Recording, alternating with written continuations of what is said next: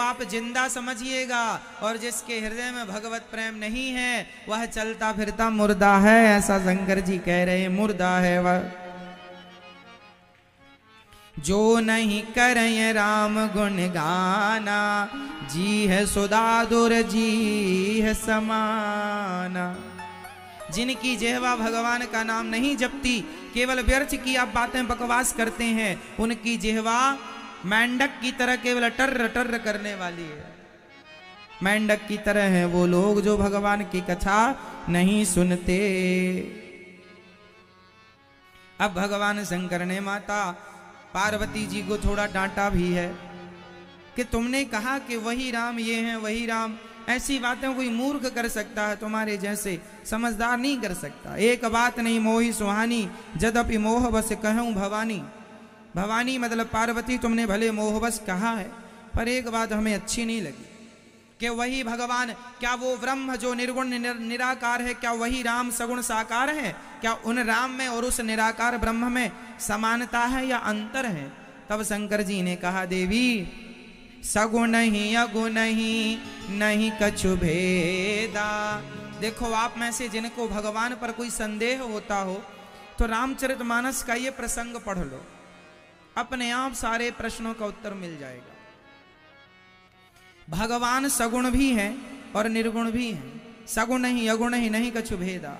वह सगुण भी हैं, वह निर्गुण भी हैं। वही निराकार ब्रह्म परमात्मा, वही राम बनकर सगुण साकार बनकर प्रकट भय हैं, ये शंकर जी कह रहे हैं।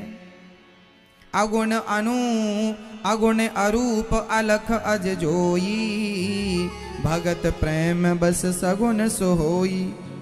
प्रेम के बस में वह सगुण हो गए हैं। भगवान कैसे हैं? बिनु पग चलई बिनु पद चलई सुनई बिनु काना। ये भगवान की परिभाषा शंकर जी माता सती माता पार्वती को समझा रहे हैं। भगवान कैसे हैं? मैया ब्रह्म कैसा? जो बिना पांव के चलता हो, बिना कान के सुनता हो, बिना हाथ के काम करता हो, बिना मुंह के बोलता हो, जो बिना आंखों के देखता हो, तन बिनु परस नयन बिनु देखा, ऐसे भगवान है। वो भगवान है मेरी मां। कैसे भगवान? बिनु पग चले। अच्छा बताओ, बिना पांव के भगवान कहां चले हैं? बिना पांव के भगवान कहां चले? बताओ। लिखा है ना बिनु पग चले, तो भगवान बिना पांव के कहां चले हैं? भाई कहीं तो चले होंगे तब ना गोस्वामी जी ने लिखा है। बताओ कहां चले बिना पांव के भगवान? हाँ?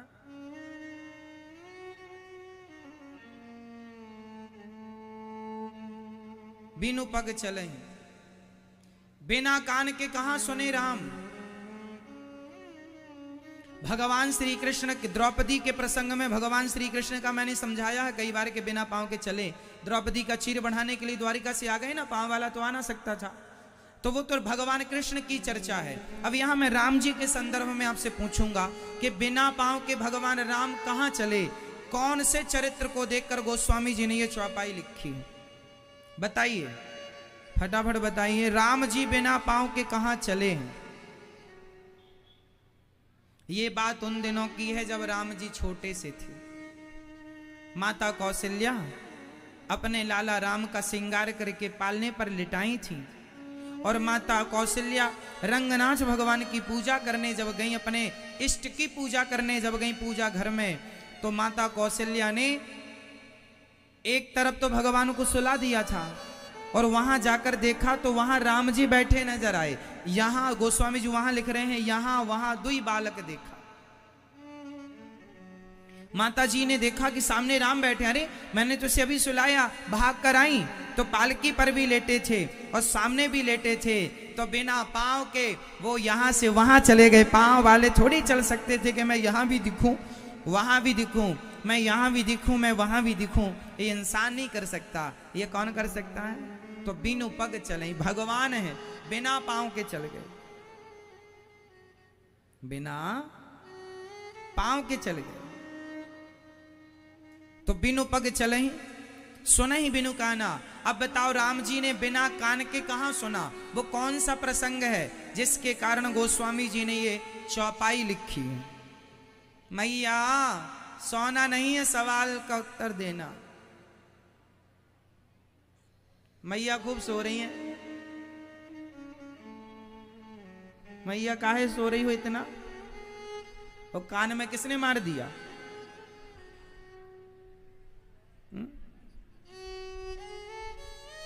मोटे मोटे सोने का पहनी होगी, सोना टपक गया होगा नीचे, फाड़ दिया। भले कान फट जाए पर सोना पहनना नहीं छोड़ती मैया। कान में दम नहीं है उसको संभालने की, लेकिन मैया पहनेंगी ढेर बड़ा बड़ा। अब लो चीरा लगवाए बैठी हैं।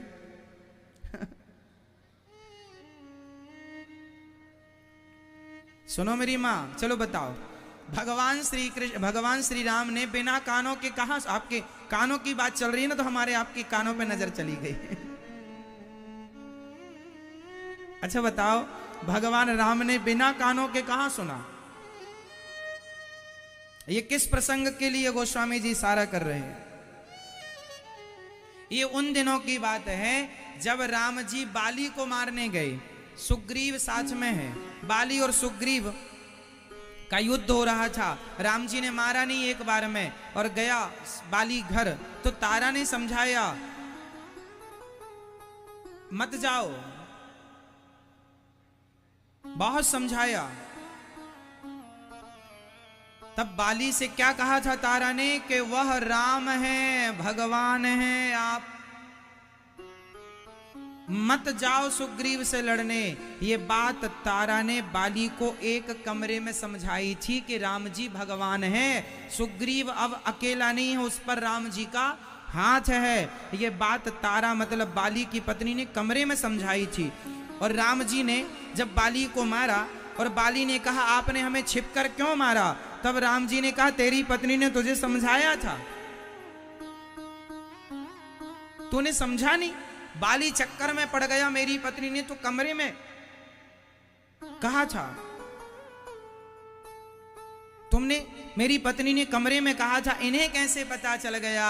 अरे वह मनुष्य के रूप में जो खड़े हैं मर्यादा पुरुषोत्तम, वह कण कण की घट घट की जानने वाले हैं। कौन क्या बोल रहा है, कौन क्या सोच रहा है, वह भी जान रहे हैं। आप अभी क्या सोच रहे हैं ये भी भगवान को सुनाई पड़ रहा है। कहा हुआ तो छोड़ दीजिए साहब, सोचा हुआ भी भगवान सुन लेते हैं, क्योंकि वो भगवान है। तो बिनु पग चले ही सुन ही बिनु काना, और कर बिनु कर्म बिना हाथ लगाए, सब काम मेरा आपकी कृपा से सब काम हो रहा है। बिना हाथ लगाए, बिना हाथ लगाए काम कर दिया, सारा काम बिना हाथ लगाए करते। अच्छा बताओ, राम जी ने बिना हाथ लगाए कौन सा काम किया? बोलो मेरी मां। बिना हाथ लगाए सब काम करते। इस बात के बहुत सारे उत्तर हो सकते हैं। जैसे हनुमान जी जब लंका गए तो किसी ने हनुमान जी से पूछा आप लंका आए? बोले आप हम नहीं आए, हमें राम जी ने भेजा है। कैसे भेजा है? हनुमान जी स्वयं कहते हैं, गोस्वामी जी लिख रहे हैं कि प्रभु मोद्रिका मेली मुख माही, जलधि लांघ गए अचरज नाही। जिनके नाम को हमने अपने मुख में रखा है, उन राम की कृपा से उनके बिना किए ही, उनके केवल संकल्प मात्र से हम समुद्र पार कर गए। तो बिना किए सब काम हो गया। अंगद ने पांव जमाया, मेघनाथ भी हिला ना पाया, तो अंगद का बल था क्या? बिना हाथ लगाए भगवान ही तो सब कर रहे हैं। बिना हाथ लगाए सेतु का निर्माण किसने कर दिया? है ना? बिना हाथ लगाए भगवान ने इतना बड़ा कार्य कर लिया, बिना हाथ लगाए। सेतु का निर्माण। अब देखो ना, इतना बड़ा पहाड़ हनुमान जी अपने हाथ में लाए। ये हनुमान जी का हाथ नहीं था साहब, ये तो हनुमान जी जो करते हैं वो भगवान बिना कहे बिना किए, केवल भगवान के संकल्प मात्र से हनुमान जी वह कर देते हैं जो भगवान उनसे कराना चाहे। तो बिना हाथ लगाए सब काम भगवान ही करा रहे हैं। राम जी का कार्य राम जी ही करते हैं, कोई वो निमित्त बना देते हैं सबकी बड़ाई बढ़ाने के लिए। ऐसे राम जी, ऐसे राम पर कोई तर्क करे। यहां भगवान शंकर ने कहा, राम अतर्क बुद्धि मनवानी, मत हमार वस सुनहि सयानी। ये हमारा मत है कि सुनो, जो भगवान बिनु पांव के बिना हाथ लगाए सब काम करते हैं, उन पर कोई तर्क नहीं चलेगा। इसलिए भगवान को तर्क से समझने की कोशिश ना कीजिएगा। भगवान तर्क का विषय नहीं है मेरी माँ।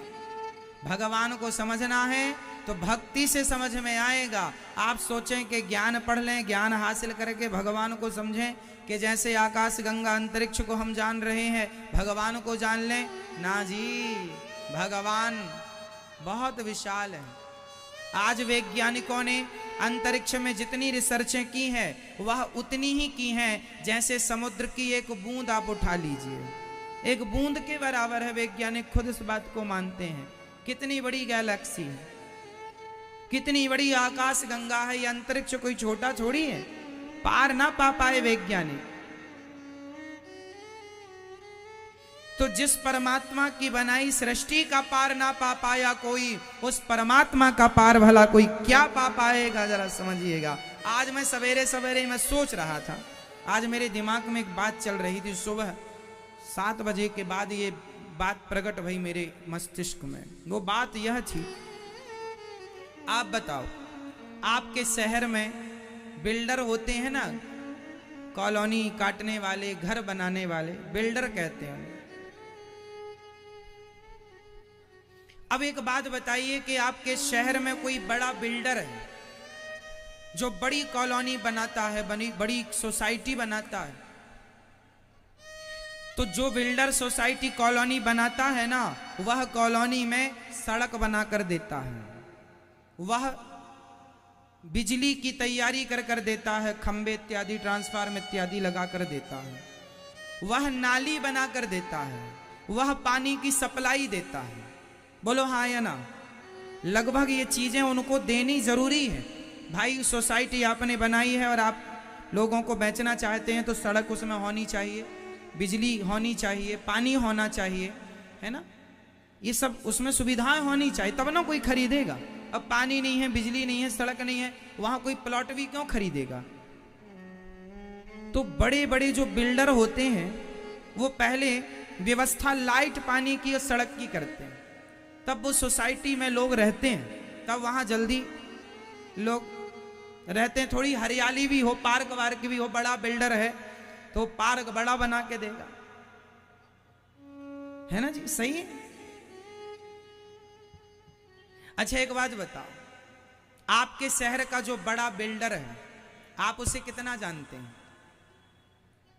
बड़ा आदमी है भाई। छोटा आदमी भी होता है जो 2-4 घर बना के देता है, एक होता है जिसके पास हजारों घर हैं। बड़ा बिल्डर, बड़ा काम, उसकी 50 कॉलोनियां, सोसाइटियां, वो बड़ा आदमी है। वो जल्दी मिलता नहीं है। क्यों मेरी मां? वो बड़ा है।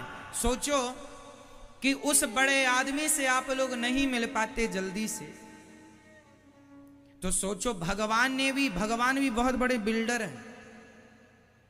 भगवान ने कितना बड़ा आपको व्यवस्था दी है, जरा सुनिएगा।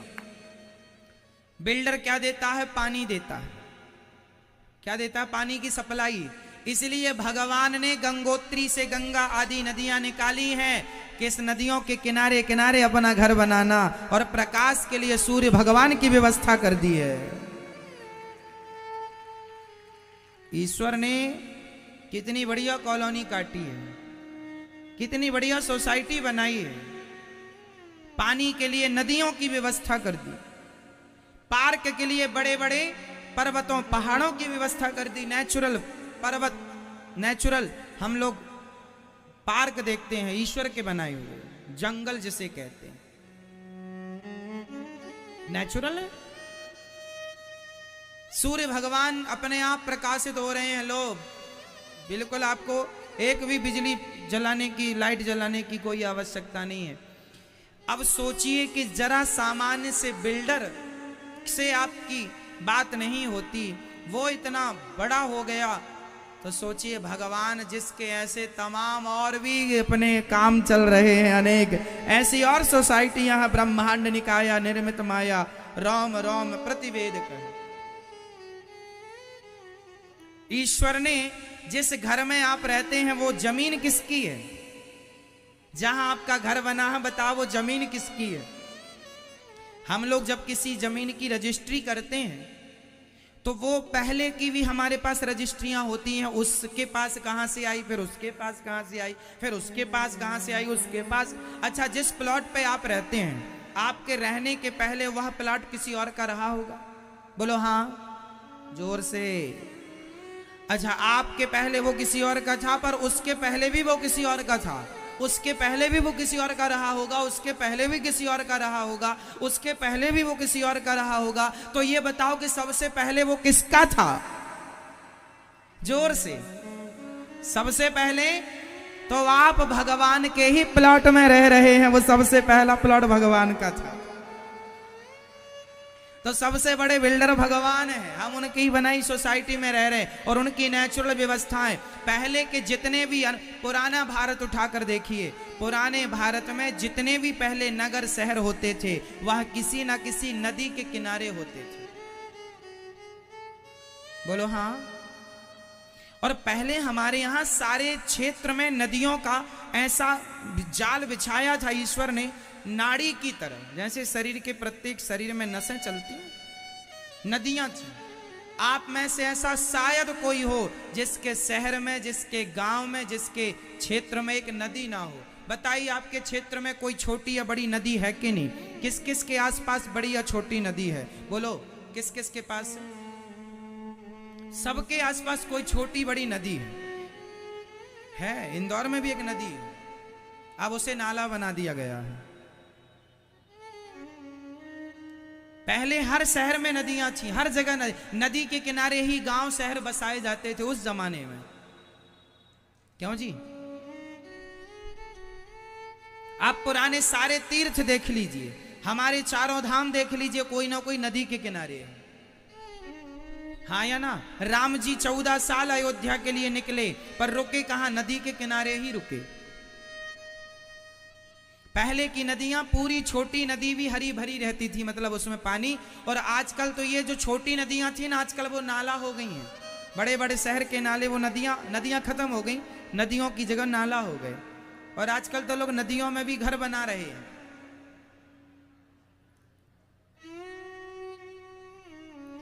कुल मिलाकर ईश्वर ने ये ब्रह्मांड बनाया है। आप अपने शहर के बड़े बिल्डर को नहीं जान पाते, तो सोचिए जिसने ये ब्रह्मांड बनाया उस बिल्डर को आप कितना जान पाएंगे, कितना समझ पाएंगे। इसलिए राम अतर्क है, इसलिए राम और परमात्मा ने आपके लिए पूरी व्यवस्था की है। बिजली की व्यवस्था भगवान ने करके दी है, पानी की व्यवस्था, सड़क वड़क की भी व्यवस्थाएं हैं। अब जहां आप रहेंगे वो बन ही जाएगी। क्यों जी? तो राम अतर्क, बुद्धि, मन वाणी, मन से, वाणी से, बुद्धि से समझने का विषय नहीं, ये तो भगवान की कृपा से। अब भगवान अवतार क्यों लेते हैं यह समझा रहे हैं। जब जब हो ये धर्म की हानि। मैया सो रही हो? मुंह तो खुल रहा है।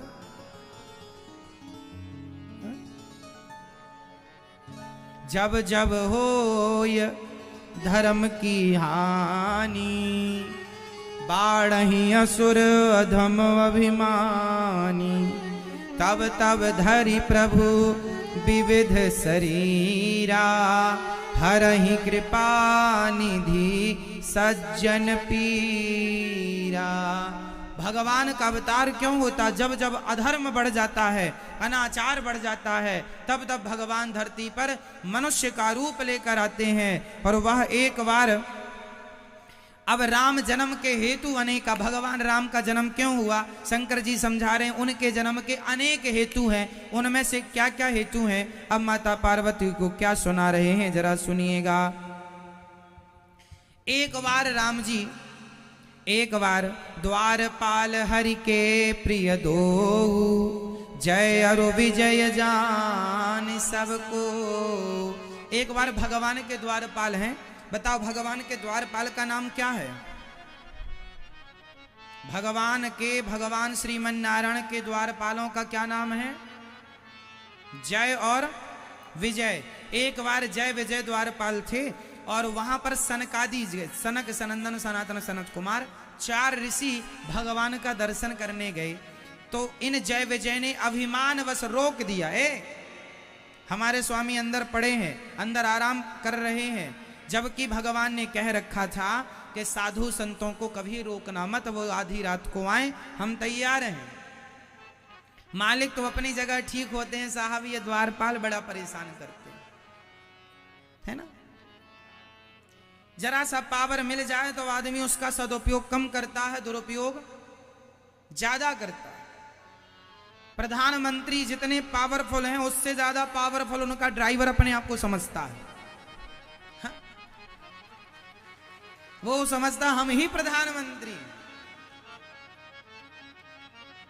तो ये भैया आप ड्राइवर हो प्रधानमंत्री जी के? नहीं, आप कह रही हम ही हैं। ऐसे क्या कह रही हो ऐसे? तो प्रधानमंत्री जी, राष्ट्रपति जी के ड्राइवर को भी आप कम ना समझिएगा, वो भी अपने आप को राष्ट्रपति से कम नहीं मानते। ऐसे विधायक विधायक पार्षद पार्षद तो उनके आगे पीछे घूमते, उनके ड्राइवर के आगे। सांसद वांसद को हवा नहीं आने देता उनकी, चलो हवा आने दो, चलो बाहर। सांसद वांसद को सब बाहर कर देते, चलो बाहर। कौन? ड्राइवर। हाँ या ना? फिर हल्के मत लीजिए। तो जब प्रधानमंत्री का ड्राइवर इतना पावरफुल है तो भगवान के पार्षद कितने पावरफुल रहे होंगे। जय और विजय। सनकादी हो, चलो बाहर बैठो यहाँ।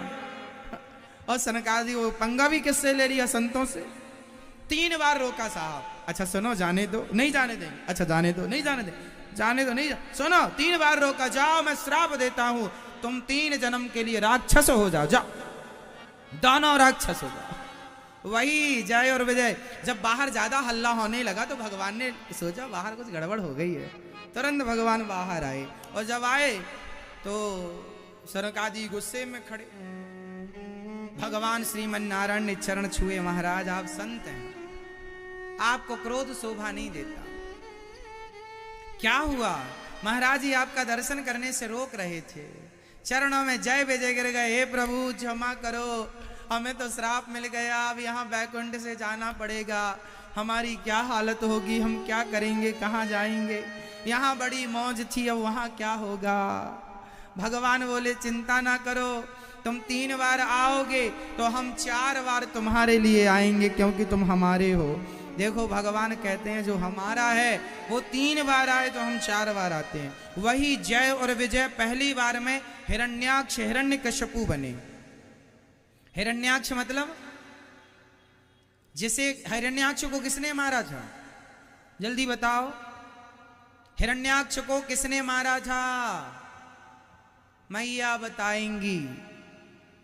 मैया बताओ। सुनती तो सारी कथा हो। नहीं, हिरण्याक्ष को इसने मारा था। मैया किसने मारा था? नहीं पता? कई बार बताए हैं। किसने मारा था? नहीं पता? अरे राम राम।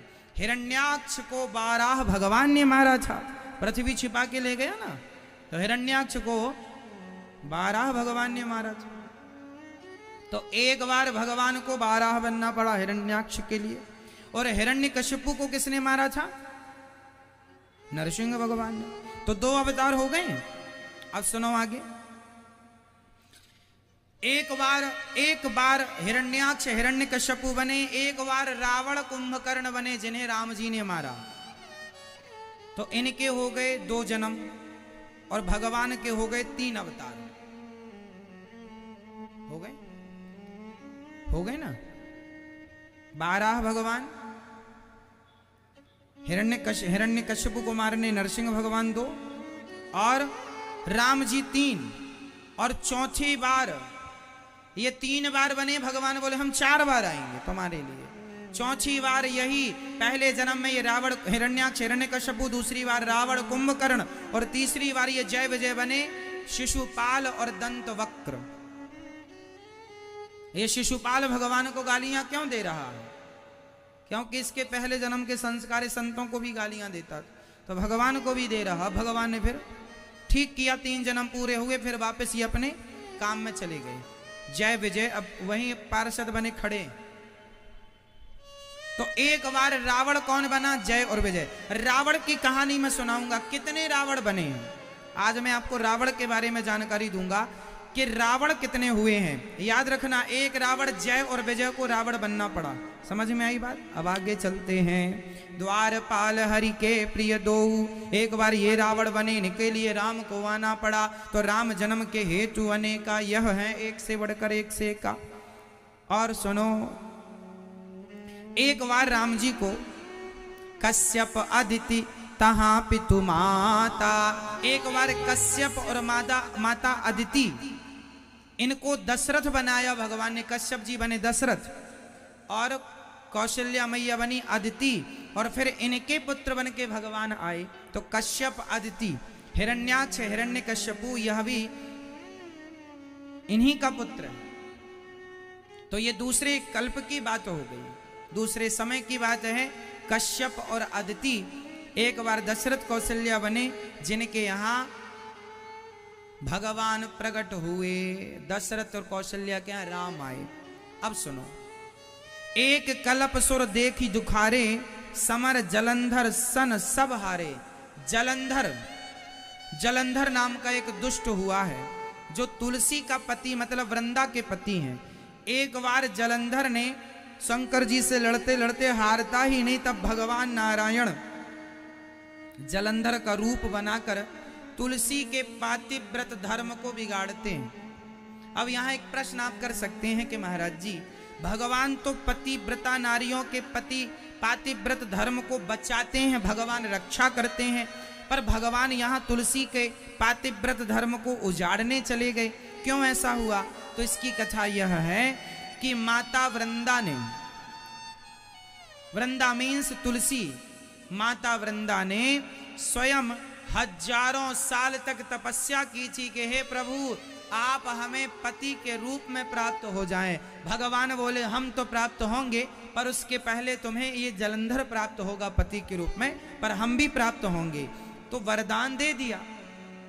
तो जलंधर उनके पातिव्रत धर्म के बल पर मरता नहीं था, तो भगवान ने जलंधर का रूप बनाकर उनका पातिव्रत धर्म बिगाड़ा और जलंधर मरा।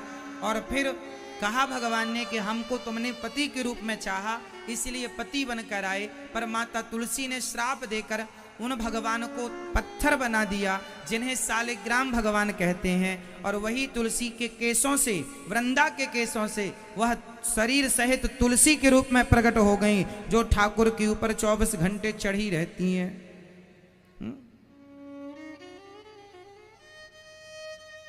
4 प्रहर 24 घड़ी ठाकुर के ऊपर ठकुरानी चढ़ी।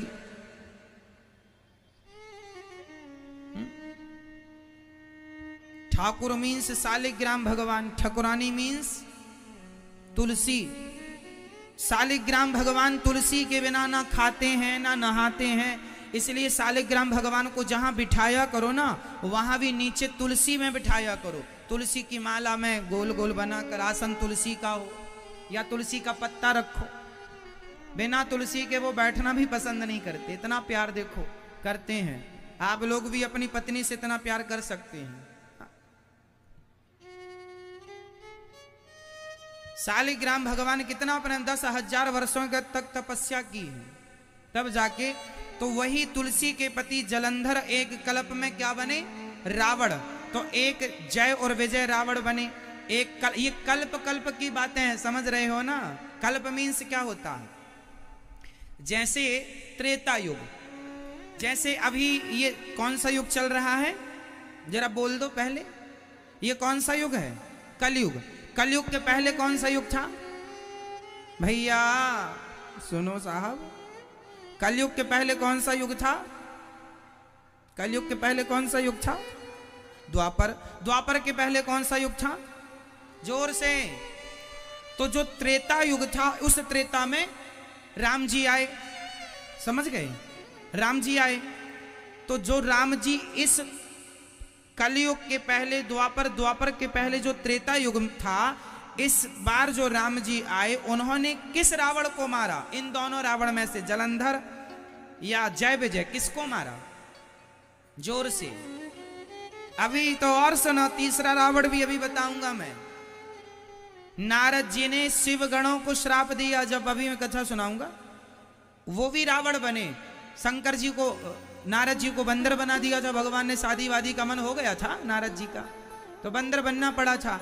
तो बंदरों ने बड़ी मजा ली नारद जी की, और बाद में दर्पण दिखाया, ये देखो तुम कैसे हो। उन्होंने कहा बात पहले नहीं दिखा सकते थे, तो जाओ तुम राक्षस हो जाओ। वो शिवगण एक बार एक कल्प में रावण बने, रावण कुंभकर्ण।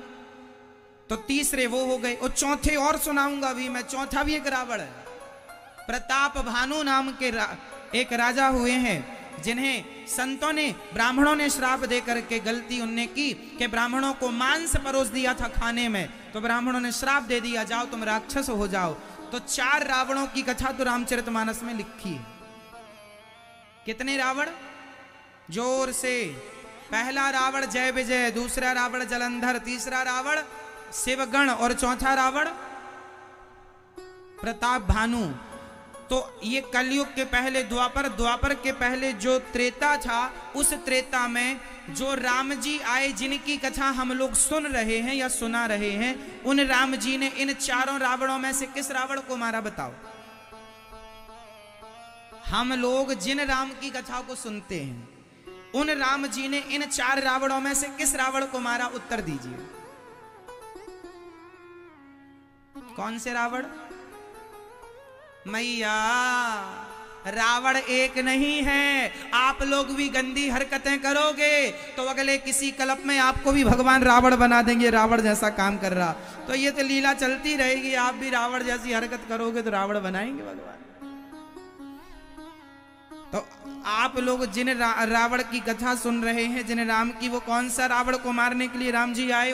इन 4 रावणों में वो कौन सा रावण है बताओ जल्दी से। पिछली बार की राम कथा में हमने बताया था, कौन सा रावण है वो भैया?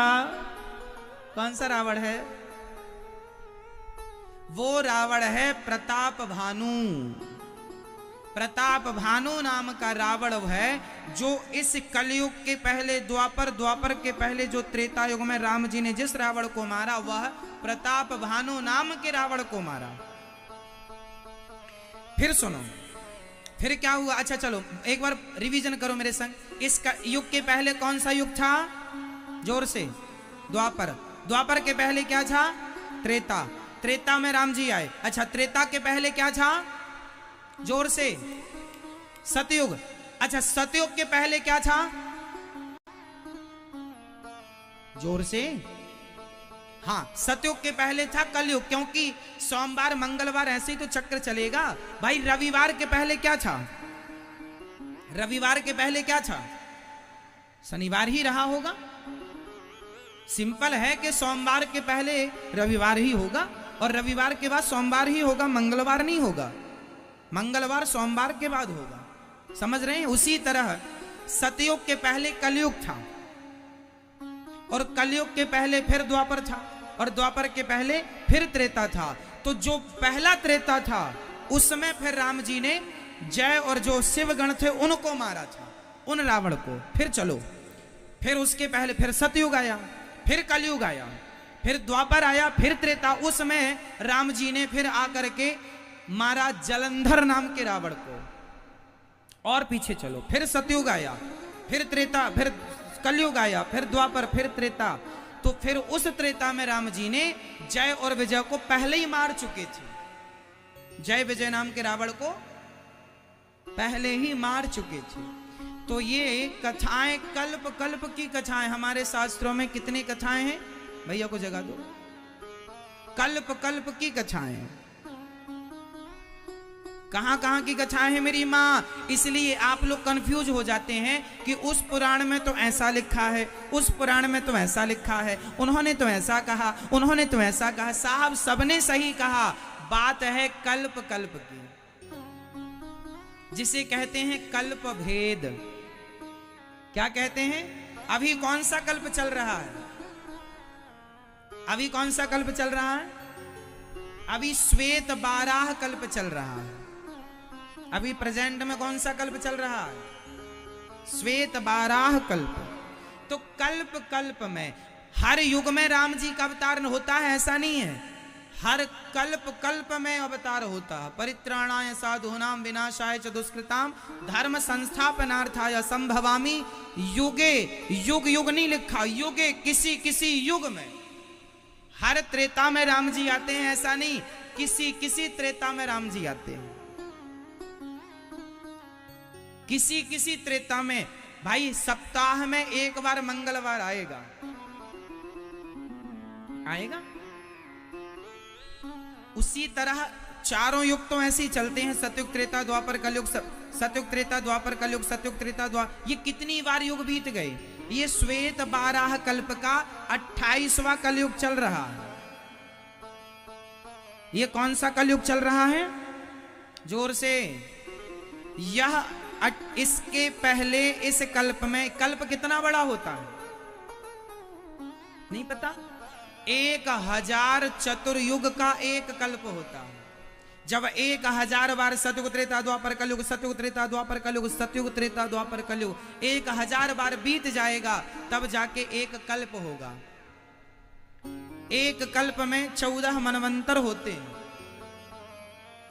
73 चतुर्युग का एक मनवंतर होता है। ये गणित लंबी हो जाएगी, आपके समझ में कुछ आएगा नहीं।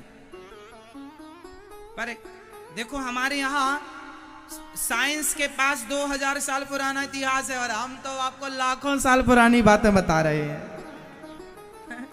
तो हमारा इतिहास कितना सटीक, कितना प्राचीन है। सतयुग कब स्टार्ट हुआ वो भी तारीख हमारे पास है, हमारे सदग्रंथों में लिखी हुई। युग किस तारीख से, किस तिथि से चालू हुआ ये भी है। तो राम जी के अवतार कल्प कल्प में ब्रह्मा जी की 100 साल की आयु होती है। और ब्रह्मा जी की 100 साल कितना बड़ा? ब्रह्मा जी का एक दिन में ब्रह्मा जी के 1000 बार सतयुग त्रेता द्वापर बीत जाते। ब्रह्मा जी का एक दिन इतना बड़ा। अभी ब्रह्मा जी 50 साल पार कर गए हैं। जब ब्रह्मा जी, ये जो वर्तमान में ब्रह्मा जी हैं, अपने वाले ब्रह्मा जी, तो अपने ब्रह्मा जी जब 100 साल के हो जाएंगे ना, तो इनका ट्रांसफर हो जाएगा। फिर हनुमान जी को ब्रह्मा जी बनाया जाएगा। अभी पुरंदर नाम के राजा इंद्र पद पर बैठे हैं, फिर उनका ट्रांसफर हो जाएगा। फिर राजा बलि को इंद्र बनाया जाएगा। तो ये बड़ी, अब सोचिए जो भगवान इतनी बड़ी व्यवस्थाएं संभाल रहे हैं, उन्हें आप और हम छोटी बुद्धि वाले भला कितना जानेंगे। इसलिए ईश्वर तो एक कल्प कल्प की बातें हैं। जलंधर को राम जी ने मारा, जब रावण बन के आया, तासु श्राप हरिदीन प्रणामा। तो ये अच्छा, एक बार नारद जी के श्राप के कारण भगवान को आना पड़ा। नारद श्राप दीन एक बारा, कल्प एक ते ही लगी अवतारा। एक बार भगवान को एक बार नारद जी ने श्राप दे दिया, जाओ तुम मनुष्य बनो। नारद जी, तब माता पार्वती का दिमाग ठनका, बोले हमारे गुरु, अच्छा पार्वती जी ने, पार्वती जी के गुरु जी हैं नारद जी, तो नारद जी की चेली हैं पार्वती मैया। तो पार्वती जी ने शंकर जी से कहा कि कारण कवन श्राप मुनि दीन्हा और का अपराध रमापति कीन्हा। देखिए गुरु भक्ति कैसी होती है। शंकर जी ने कहा कि आपके गुरु नारद जी ने एक बार श्राप दिया तो भगवान को मनुष्य बन के लीला करने जाना पड़ा। तब माता पार्वती जी बोली हमारे गुरु जी ने गलती नहीं की होगी, जरूर भगवान ने ही कोई गलती की होगी। देखो इनका गुरु पक्ष कितना मजबूत है, ये अपने गुरु को गलत नहीं कहती। माता पार्वती जी अपने गुरु का पक्ष लेती हैं कि हमारे गुरुजी ने जरूर, ये तो दिन भर नारायण नारायण जपते हमारे गुरुजी, जरूर रमापति जी ने, रमापति मतलब लक्ष्मीपति ने कोई अपराध का अपराध रमापति कीन्हा, कोई अपराध उनसे ही हुआ होगा। तब भगवान शंकर जी हंसे, बोले बेहसी महेश, तब बेहसी मतलब हंसते हुए बोले वाह पार्वती पक्की चेली हो तुम अपने गुरुजी की। बोले बेहसी महेश तब ज्ञान। अब यहाँ ये जो दोहा मैं आपसे बोल रहा हूँ ये याद रखिएगा, सारी जिंदगी काम आएगा। हमारे गुरुजी ने हमें बताया कि बेटा ये बात याद रखिएगा, हमें याद है। हमारे गुरुजी जो बता देते हैं दास को हम याद कर लेते हैं सदा के लिए। यहाँ ये दोहा पढ़ के निकल जाने से सार नहीं है, समझने से सार है। बोले बेहसी महेश तब ज्ञानी मूढ़ न कोय, जेहि जस रघुपति करहि जब सो तस ते ही छन होय। क्या अर्थ निकला इसका? इसका अर्थ है कि इस धरती पर कोई ज्ञानी नहीं है और कोई मूर्ख नहीं है। जिसको भगवान जब जैसा बना दे तो भगवान के बनाने से वो ज्ञानी बन जाए और बनाने से मूर्ख बन जाए। नारद जी जैसे ज्ञानियों की भी मति मारी गई, नारद जैसे ज्ञानी और भक्तों की भी मति मारी गई। तो जब उनकी मति मारी गई तो हमारी और आपकी मारी जाए, इसमें कोई आश्चर्य नहीं है, क्योंकि भगवान जैसा बनाए हम वैसे हो जाए। ज्ञानी मूढ़ ना कोय, जेहि क्षण जस रघुपति करें। भगवान जिसको जब जैसा बनाना चाहे, भगवान किसी मूर्ख को कहा जाता है। महाराष्ट्र की एक घटना है, संत ज्ञानेश्वर की कथा। संत ज्ञानेश्वर हुए हैं महाराष्ट्र में। उनके माँ बाप बचपन में मर गए थे, तो उनके माँ बाप का पता नहीं था। तो उनसे ब्राह्मणों ने पूछा कि तुम ब्राह्मण हो क्या? उन्होंने कहा हम ब्राह्मण। बोले तुम्हारा तो कोई माँ बाप का आता पता नहीं है, कैसे मान लें कि तुम ब्राह्मण हो? ब्राह्मण हो, तुम वेद पढ़ते हो, तो क्या सबूत है कि तुम ब्राह्मण हो? तो वहां बगल में एक भैंसा खड़ा था। क्या खड़ा था? भैंस के पति देव, हस्बैंड, भैंसा। तो वहां भैंसा खड़ा था एक। तो संत ज्ञानेश्वर जी ने उस भैंसे के ऊपर हाथ रख दिया। तो लिखा है कि वह भैंसा वेद वाक्य बोलने लगा, वेद मंत्र बोलने लगा। भैंसा बोलने लगा वेद वाक्य, वेद मंत्र। तो अर्थ क्या निकला? वो ज्ञानेश्वर कोई सामान्य नहीं थे, सिद्ध पुरुष थे, साक्षात भगवान के अवतार थे। धर्म की स्थापना के लिए, भक्ति का प्रचार प्रसार करने के लिए भगवान साधु संतों के रूप में भी अवतरित होते हैं। तो संत ज्ञानेश्वर जी के लिए भैंसे पर हाथ रखा, वह वेद वाक्य बोल पड़ा। इससे सिद्ध ये हो गया कि कोई ज्ञानी नहीं, कोई मूर्ख नहीं। भगवान यदि ज्ञानी बनाना चाहे तो भैंसे को ज्ञानी बना सकते हैं, और मूर्ख बनाना चाहे तो बड़े बड़े ज्ञानी मूर्खों की तरह बन जाते हैं। बड़े बड़े ज्ञानियों को आपने मूर्खों की तरह हरकत करते देखा होगा।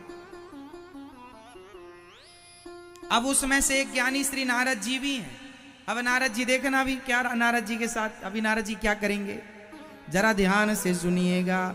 तो कोई ज्ञानी नहीं, कोई जो हो रहा है वो किसकी इच्छा से हुई है? सोई जो राम रचि राखा, को करी तर्क बढ़ावे। इसलिए जो हो रहा है उसे भगवत कृपा से स्वीकार कर लो। क्या कर सकते हो आप?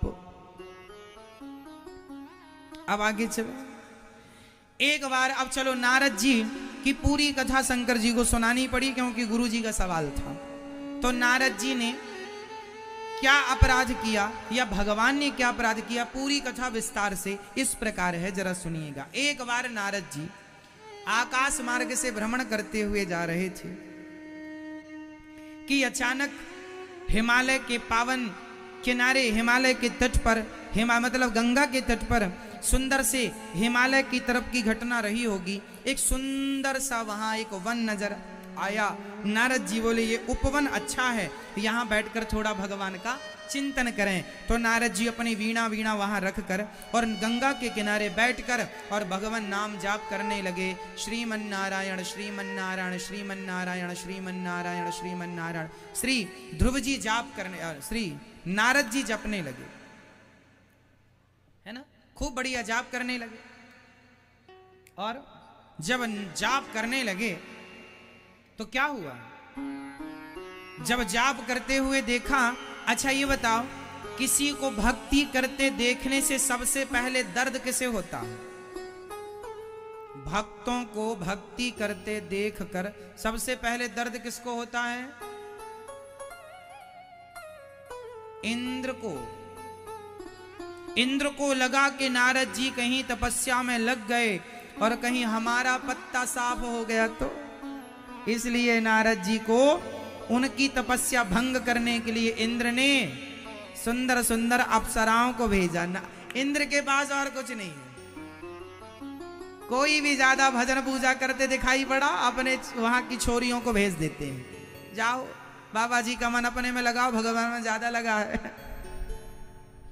इसलिए भक्तों को स्त्रियों से बच के रहना चाहिए। ये स्त्रियां मतलब ये इंद्र की ओर से भेजी गई अप्सराएं हैं, तुम्हारा पथ भ्रष्ट करने के लिए आई हैं। जिन जिन का पथ भ्रष्ट आज तक हुआ है, इन अप्सराओं के कारण ही हुआ है। जितने बाबाओं की समाधि भंग भई है, इन महिलाओं ने की है, अप्सराओं ने।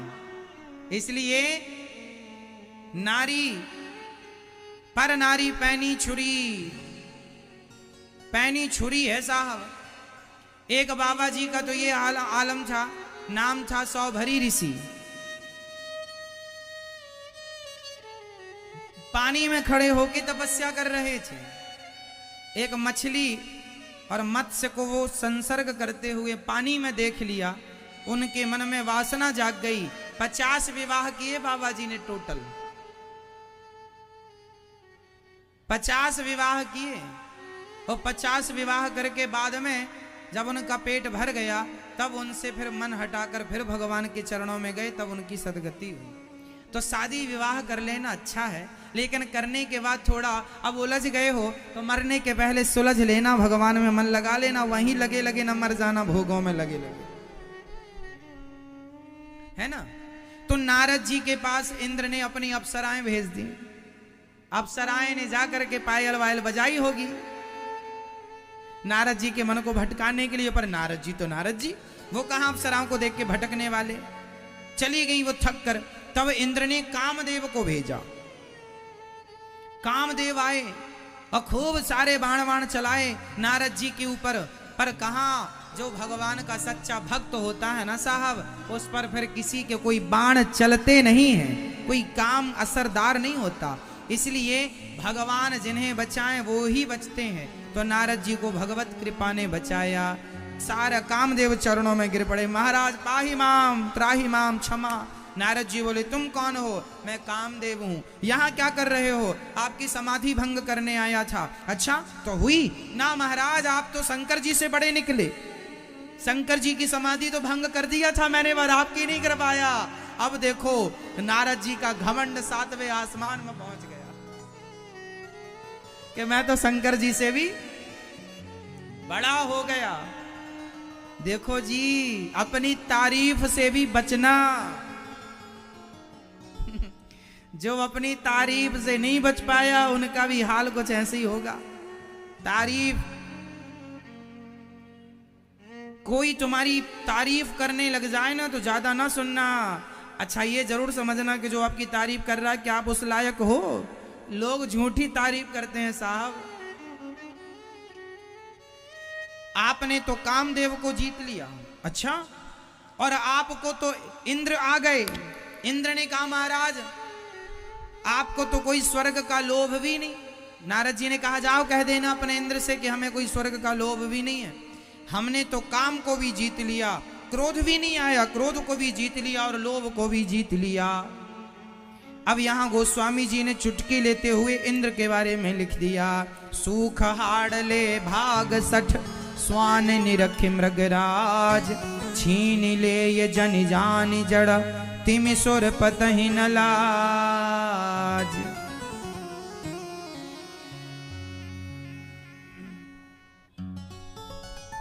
जैसे सूखे, जैसे आपने देखा ना हड्डी को लेकर के कुत्ता भागता है, क्यों भागता है? उसे लगता है शेर हमसे ये हड्डियां छीन ना ले।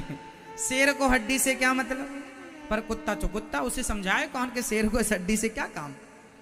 जैसे कुत्ता हड्डी को लेकर भागता है, उसे लगता है शेर कहीं छीन ना ले, उसी प्रकार यहां पर इंद्र को कुत्ते की उपमा दे दी तुलसीदास जी ने। बोले इंद्र भी कुत्ते की तरह है। इसे लग रहा है कि नारद जी हमारा स्वर्ग का राजा। अरे नारद जैसे संतों को स्वर्ग के सुख की चाहत ही नहीं है, ऐसी बात यहां पर गोस्वामी जी लिख रहे। लेकिन नारद जी तो सबको जीत लिया। अब नारद जी ने कहा मैंने सबको जीत लिया है, अब बताऊं किसे? तो नारद जी ने कहा अच्छा बताओ नारद जी ने कितनी चीजें जीत ली? मैया नारद जी ने कितनी चीजें जीती हैं जल्दी से बताओ। क्या क्या जीता नारद जी ने? पहला काम, दूसरा क्रोध, गुस्सा भी नहीं आया ना, और तीसरा लोभ। काम क्रोध लोभ तीन जीत लिया। अब बताइए जीत तो लिया, अच्छा ये तीनों चीजें किसने जीत रखा है? भगवान शंकर ने। तो नारद जी को लगा अब तो हम खुद शंकर हो गए। तो नारद जी बोले अब चलें, थोड़ा हमारी तारीफ होगी, हमारी भी यात्राएं निकल ही जा रही, हमारा भी थोड़ा नाम होगा। तो नारद जी चलते चलते शंकर जी के पास पहुंचे और शंकर जी के पास गए। बार बार बिनबहू मुनि तो ही शंकर जी के पास जाकर के खूब अपनी बात, अरे मैं तो यूं ऐसे काम को जीता, मेरे को तो गुस्से ही नहीं आया, आपने तो तीसरी आंख खोल दी थी कामदेव पर, हमने तो कुछ नहीं खोला।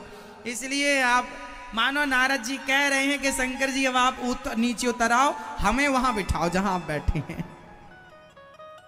शंकर जी समझ रहे हैं कि नारद जी को अभिमान आ गया कि मैंने जीत लिया।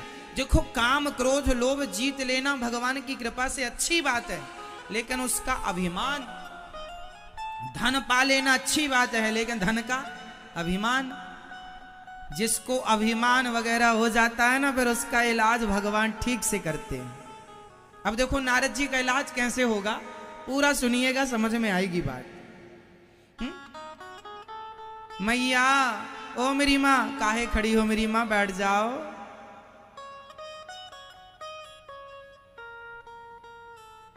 अच्छा ध्यान से सुनिएगा। नारद जी शंकर जी से कह रहे हैं मैंने काम जीता, क्रोध जीता, लोभ जीता। शंकर जी मुस्कुरा रहे हैं और शंकर जी ने नारद जी को समझाया। शंकर जी ने कहा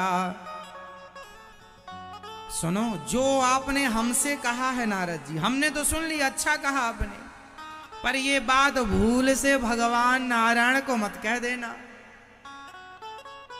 ये बात भूल से आप ये बात भगवान नारायण को मत कह देना।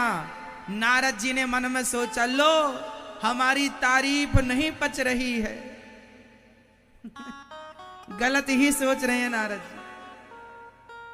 बहुत समझाया शंकर जी ने, पर नारद जी कहां माने। आदमी आज के युग में थोड़ा बहुत कुछ कर लेना तो डिंडोरा पहले पीटता है, मैंने ये किया, मैंने ये किया। इसलिए डिंडोरा ना पीटा जाए तो अच्छा है। नारद जी ने जो किया अच्छा है। अब नारद जी डिंडोरा पीटने लग गए। कहां कहां गए? शंकर जी ने समझाया, शंभुदीन उपदेश हित नहीं नारद ही सुहानी, भरद्वाज कौतुक सुनहि हरि इच्छा बलवान। वाह वाह वाह, भगवान जो चाहते हैं ना वही होता है, हमारी तुम्हारी कुछ नहीं चलती साहब। नारद जी गए, कुछ दिन नारद जी रुके कि चलो शायद भगवान ही उन्हें पता लग जाए और वो ही हमारा अखबार में नाम वाम निकलवाएं, जब पढ़ेंगे तो हमें भी याद करेंगे। लेकिन कोई खबर नहीं आई। तब नारद जी एक बार वीणा बजाते बजाते खुद चल पड़े। एक बार कर तलवर वीणा गावत हरि गुण गान प्रवीणा। राम कीन चाहि सोई होई करे अन्यथा अस नहीं कोई। जो राम जी चाहते हैं वही होता है। एक बार नारद जी जब वीणा बजाते हुए वैकुंठ पहुंचे और भगवान नारायण, देखो भगवान भी हमारे कम कौतुकी छोड़ी है। नारद जी पहले आया करते थे ना तो भगवान लेटे रहा करते थे, इस बार आए हैं तो भगवान उठकर बैठ गए। नारद जी आओ आओ आओ, और नारद जी का उठ करके खड़े होकर स्वागत किया। नारद जी समझ गए कि लगता है इन्हें पता चल गया कि हम भी कोई कम नहीं, अब तो हम खुद भगवान हैं। अब नारद जी समझ गए कि हम तो भगवान हो गए। भगवान ने खड़े होकर हमारा पहली बार स्वागत किया, मतलब ये भी जान गए कि हम भी कोई कम नहीं है। अब देखो जरा, भगवान भी कम कौतुकी नहीं है, भगवान भी अभिमान को बढ़ा रहे हैं। नारद जी का अभिमान और 7वें आसमान में चढ़ गया, अब तो मैं सिद्ध हो गया।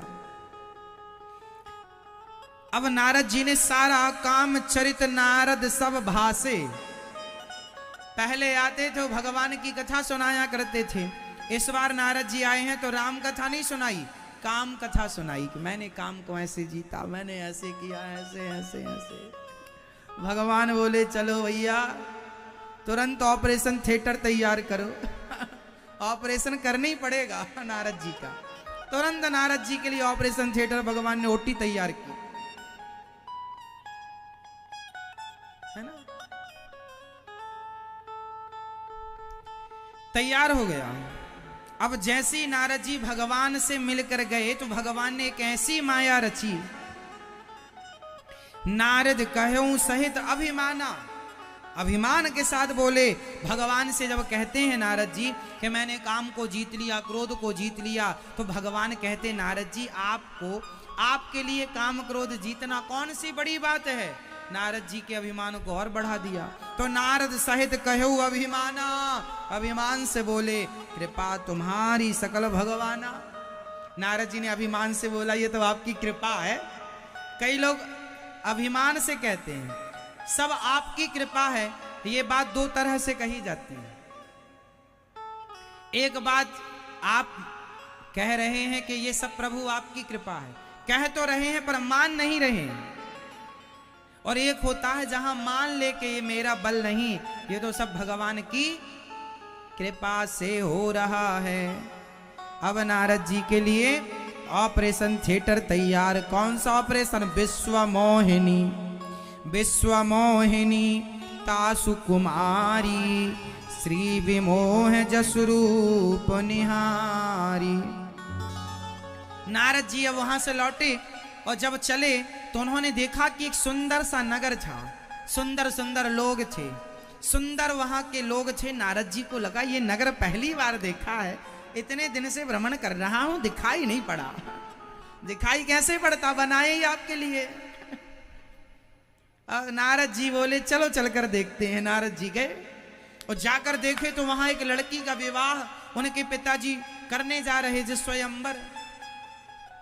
तो उनके पिताजी ने उस विश्वमोहिनी नाम की लड़की, नारद जी आए तो नारद जी का राजा ने स्वागत किया और कहा महाराज बेटी का स्वयंवर है, यदि इसके लिए सुयोग वर मिल जाए तो बड़ी कृपा। नारद जी बोले कहाँ है आपकी बेटी? बुलाया गया। नारद जी ने जब देखा विश्वमोहिनी जी को देखते रहे, पलक नहीं झपकाई, देखते ही रहे। और नारद जी से उनके पिता ने कहा कि जरा हाथ देखो मेरी बेटी का भविष्य क्या है। तो नारद जी ने हाथ ऐसे पकड़ा जैसे कभी छोड़ेंगे नहीं, ऐसे पकड़ लिया और हाथ देख रहे हैं, बोले ये बहुत भाग्यशाली है, जो इससे विवाह करेगा वो अमर हो जाएगा। देखो इतना मोहित हो गए नारद जी, उल्टा कह रहे हैं। कहना ये था कि जो अमर है वह इनका पति होगा, क्योंकि ये विश्व मोहिनी कोई और नहीं, साक्षात लक्ष्मी माँ। ये लीला